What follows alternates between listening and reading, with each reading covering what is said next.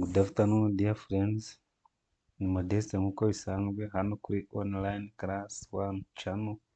Tugiye kurebera hamwe ese ni gute wafata file yawe yo muri Word ugahita uyihindura PowerPoint ku buryo bwihuse. Suppose ugize presentation kandi usanzwe ufite muri Word. Hano rero hari uburyo bworoshye bwo guhita uyihindura PowerPoint. Okay, icyo dusabwa ni ugukurikira step by step tukagera video irangiye.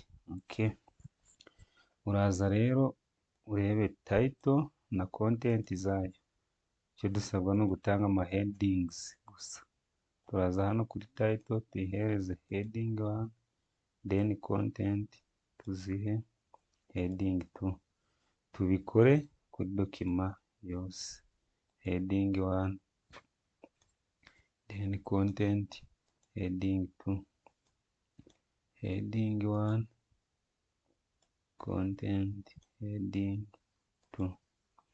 Okay, naha naho heading 1, content zayo heading 2. Tumanuke hano, iyi ni title tuyihereze heading 1, then its content heading 2.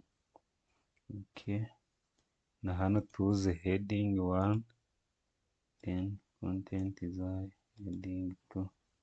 Document ndakiye kirangiye. Ubundi icyo dusabwa iyo tumaze gutanga ama headings hano muri Word, duhita tuza tugafungura PowerPoint, tukaza kuri insert then a new slide.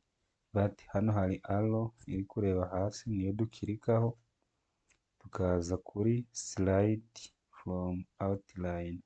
Okay, ibyo tuba tugomba kubikora ari uko ya file yacu yo muri Word ifunze, kandi hano murabona ko ifunguye. Turaza tuyifunge then dusevinge, ite tuza hano tuyihitemo. Tumara kuyihitamo tuze hano kuri insert. Okay, murabona ko PowerPoint file yahise ikoreka. Ubundi tuze this first slide tuyikureho, dusigarane za slide zacu dukoze mu buryo bworoshye. Ushobora kuza ugahita ushyiraho design yihuse, ubundi ugatangira presentation. Cyangwa se waba ufite n'utunota duke ushobora guhita ushyiraho transitions kuri buri slide. Okay, thank you for watching guys. Ndakeka subscribes muri kubikora. See you in the next video.